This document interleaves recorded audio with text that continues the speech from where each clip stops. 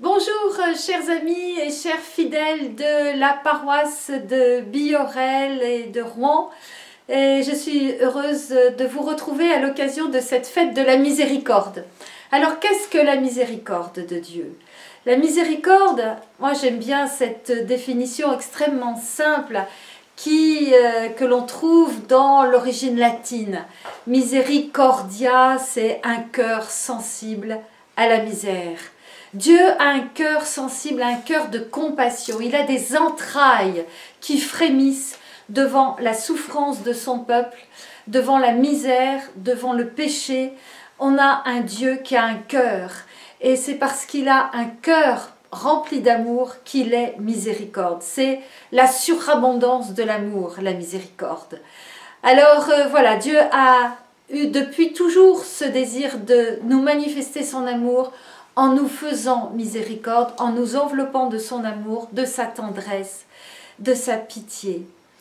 Alors maintenant, quel est ce message? Pourquoi aujourd'hui fêter la miséricorde? Eh bien, tout simplement parce que au XXe siècle, entre les deux guerres, dans cette période la plus meurtrière de l'histoire, Jésus est apparu à une religieuse polonaise, Sainte Marie-Faustine du Saint-Sacrement.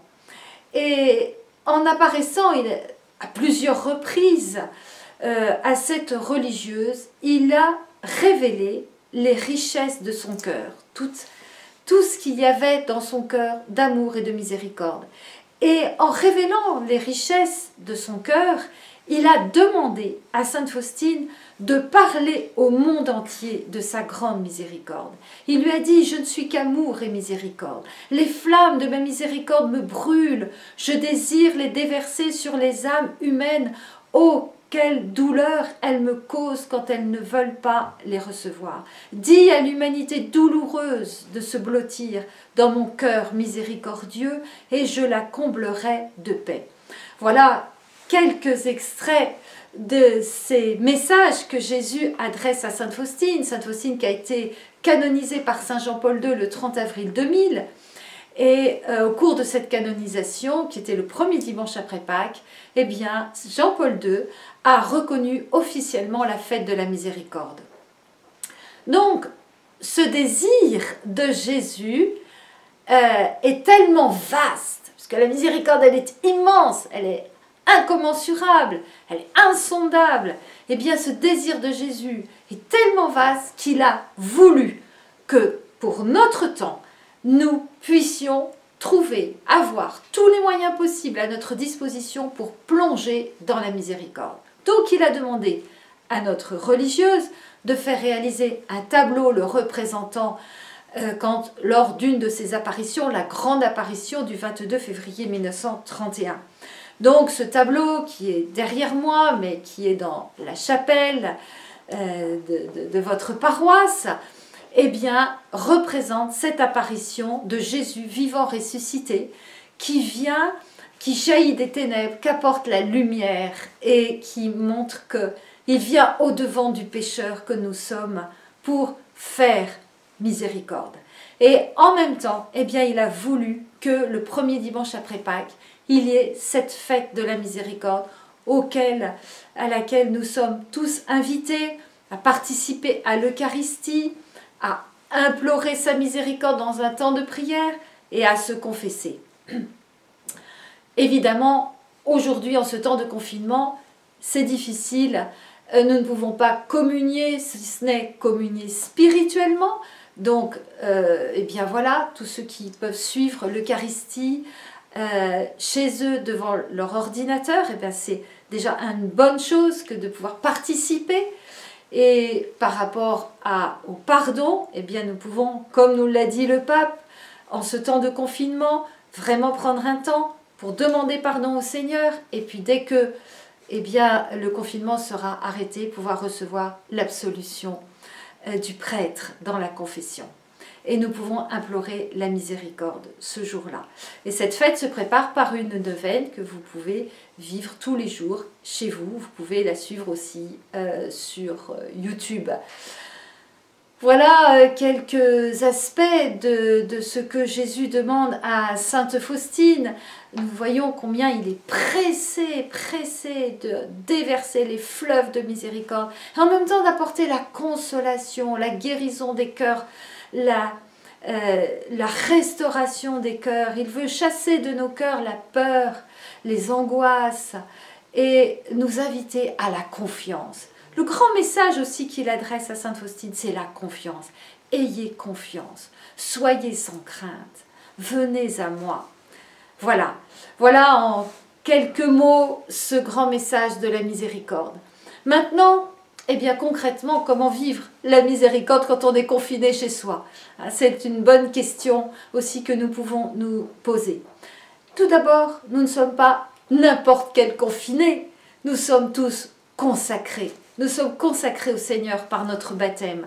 Nous appartenons donc déjà à ce peuple béni de Dieu. Il a déjà posé ses yeux sur nous. Nous lui appartenons. Il nous a choisis. Alors c'est important pendant ce temps de confinement de revenir à cette compréhension que nous avons été choisis par Dieu, que nous sommes ces enfants bien-aimés, qu'il veut nous bénir.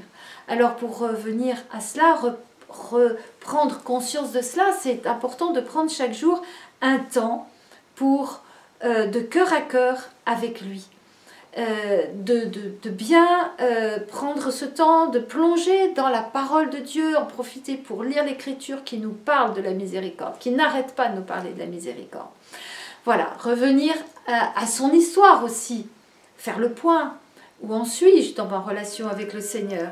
A-t-elle besoin d'être un peu purifiée de la vie mondaine, du monde tout simplement?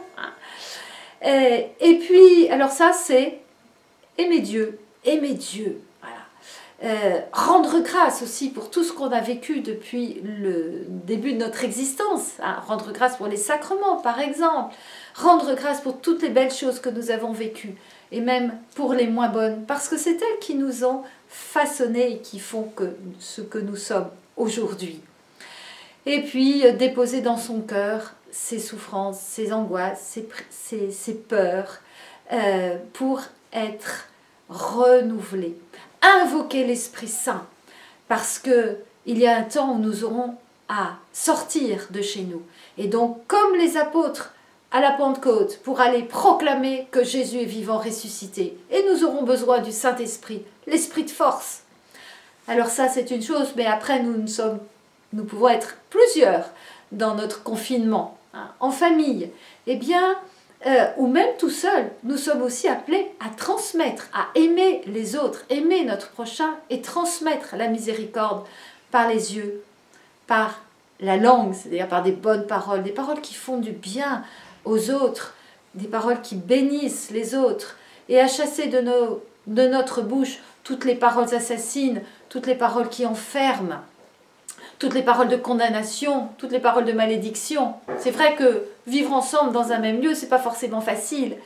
Eh bien, d'où la nécessité de plonger tous les jours dans la miséricorde de Dieu pour être rempli de cette force intérieure, pour l'exercer envers celui avec lequel nous vivons. Attention à nos regards, attention à est-ce que j'ai des bons regards ou est-ce que j'ai des regards assassins? Voilà. Être attentif aussi avec nos oreilles, entendre celui qui n'en peut plus pour lui apporter une parole de réconfort. Voilà quelques pistes rapidement, chers frères et sœurs, pour vous aider dans ce temps de confinement et pour plonger tout entier dans la miséricorde en ce jour de fête. Soyez puissamment bénis, bonne fête de la miséricorde et à bientôt j'espère dans votre église. Je vous embrasse de tout cœur.